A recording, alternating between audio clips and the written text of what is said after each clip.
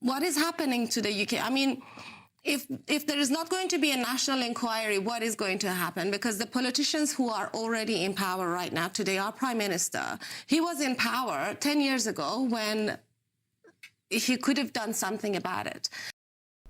As more details have now been released and confirmed, surrounding the fact that Keir Starmer and the CPS knew full well who this man was, and why still to date they are not telling you the full story, we disclose the information that you might need to know.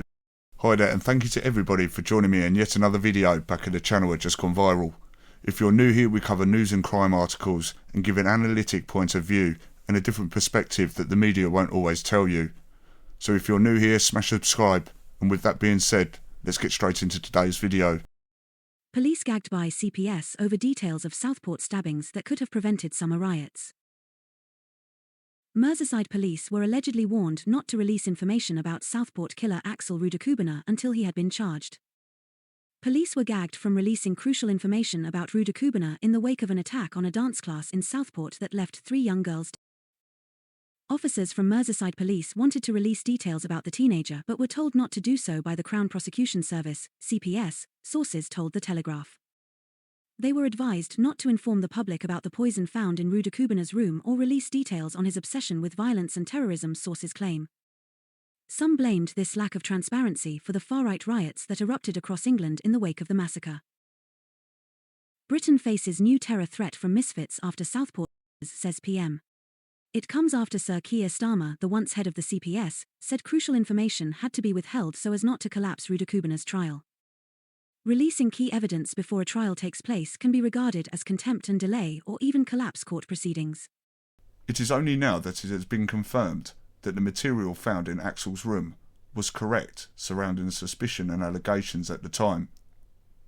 When the story first broke and nobody knew the identity of who the suspect was and responsible for the attack on the 3 young girls at the dance hall in Stockport, I was messaged by somebody on Facebook who I was unfamiliar with but knew that I was covering the story at the time and had sent me a screenshot of what their friend had wrote in a post.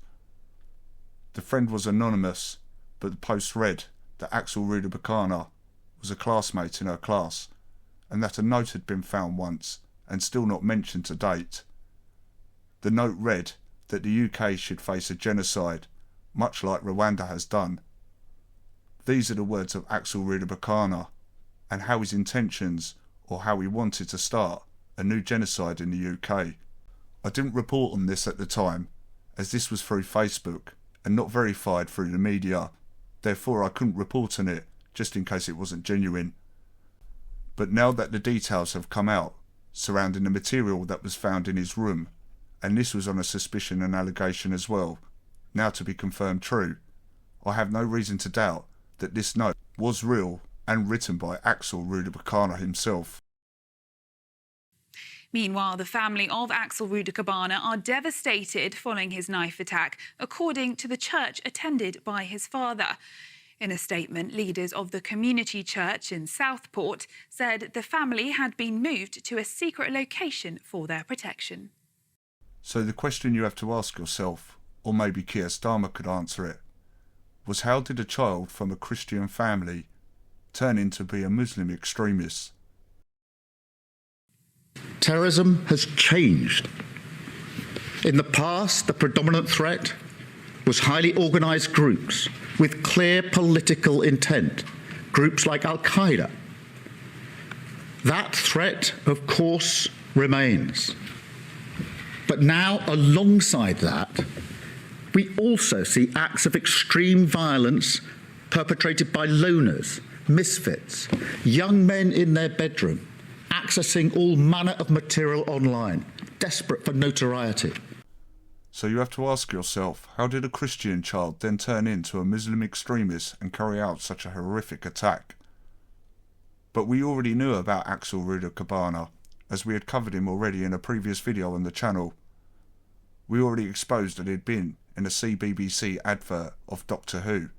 This was when he was 11, so of course people already knew who he was, long time ago, including the BBC and MI5. So to say that he was never on the radar and people never knew who he was is nothing more than ridiculous and the government making a mockery of the general public. The fourth suspect is Axel Rudakubana, who in the UK on the 29th of July 2024 decided he was going to take the lives of 3 young girls at a dance hall in Southport. Yet he also featured in a promo and an advertisement for BBC's Children in Need as Doctor Who.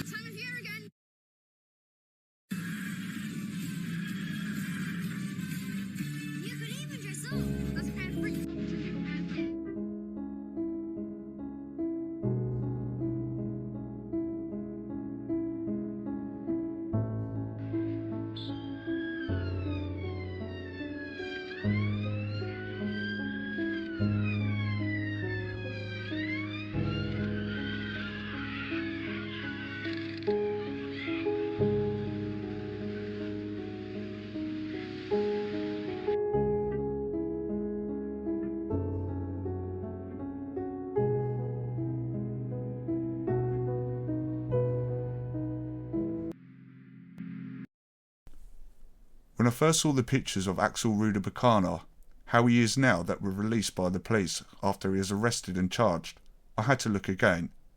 After covering the story of Ellie Adnam last week, and the suspect responsible in that case who was found guilty and awaiting sentencing, I had to look again.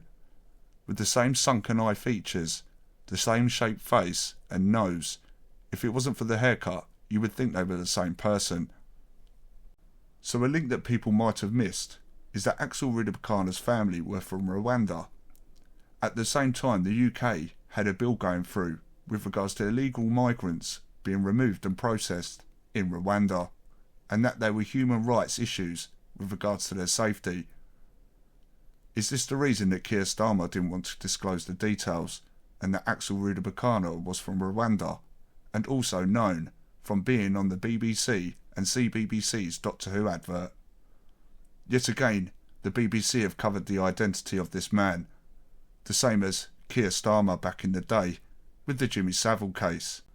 So was this a clear case of the government protecting its policies and interests with regards to the Rwanda bill, rather than protecting its own people and their children? Let me know your thoughts in the comments section below. What is your take on this subject? And do you think this was all orchestrated and set up for the general public to then kick off and riot, only then to enforce new laws, the online safety bill and more regulations? Until then, take care of yourselves and each other, and I'll see you in the next video. Last night, Madam Deputy Speaker, we aimed to relocate the first people from our country who arrived here through dangerous and illegal means, including by small boat. Over the course of this week, many and various claims to prevent relocation have been brought forward. Now, Madam Deputy Speaker, I welcome the decisions of our domestic courts, the High Court, the Court of Appeal and Supreme Court to uphold our right to send the flight. However, following a decision by an out-of-hours judge in the European Court of Human Rights in Strasbourg, minutes before our flight's departure, the final individuals remaining on the flight had their removal directions paused while their claims were considered. I want to make something absolutely clear today, Madam Deputy Speaker. The European Court of Human Rights did not rule that the policy or relocations were unlawful.